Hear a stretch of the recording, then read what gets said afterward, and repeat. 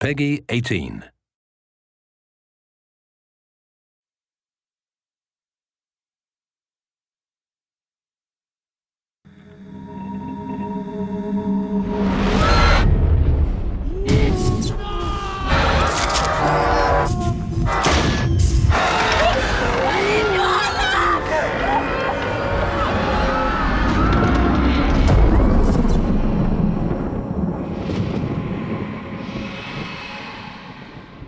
To officially kick off the campaign for Metro Last Light, THQ, in partnership with creative agency Itchy, created an epic live-action short film to tell the story of those present at the end of the world and the beginning of the world of Metro.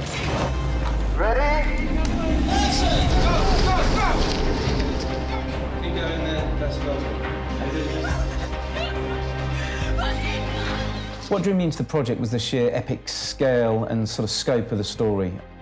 Reading the basic script that I was given, there was so much potential for character development, and the idea of depicting this event that is the end of mankind is something that was very alluring. When we were looking for a director to pick up this piece, we were really after someone that understood the necessity to create this bleak vision of a near future.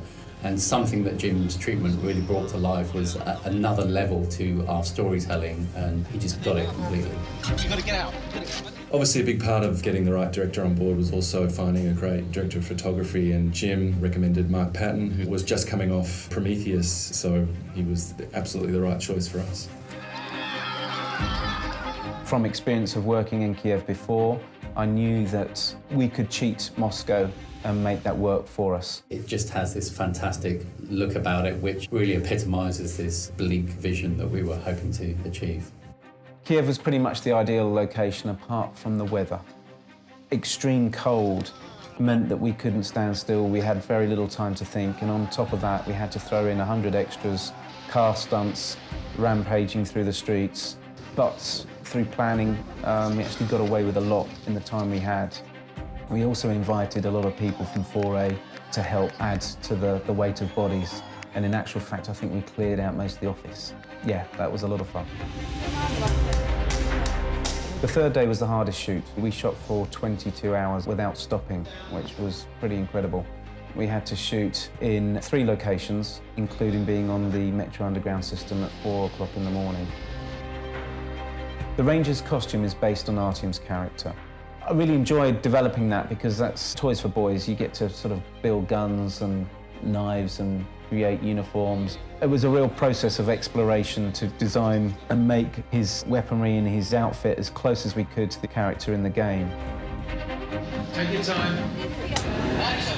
One happy accident we had while shooting was the fact that the Metro commander happened to have a child who was the exact age we were looking for the baby. So in the film, the baby that is passed to him is actually his own son.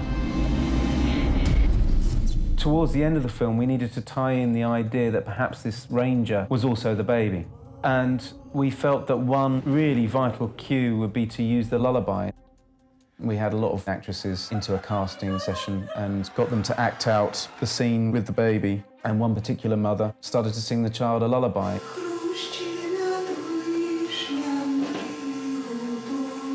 And it was so moving and emotive that we knew immediately that that was the woman and we were going to use that in the film.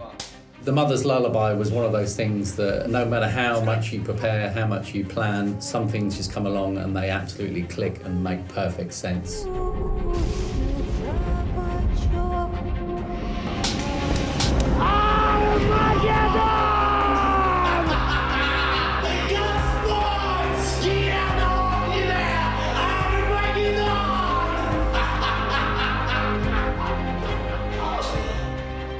We wanted to make a very intelligent film. It's nice to come to your own conclusions and to make your own assumptions on what might be happening. It became apparent very quickly that we had so much great material and so many different converging storylines that we realized in order to stay true to our initial vision and create the epic trailer we always intended, that we allow these stories to be told. I think we did that very well.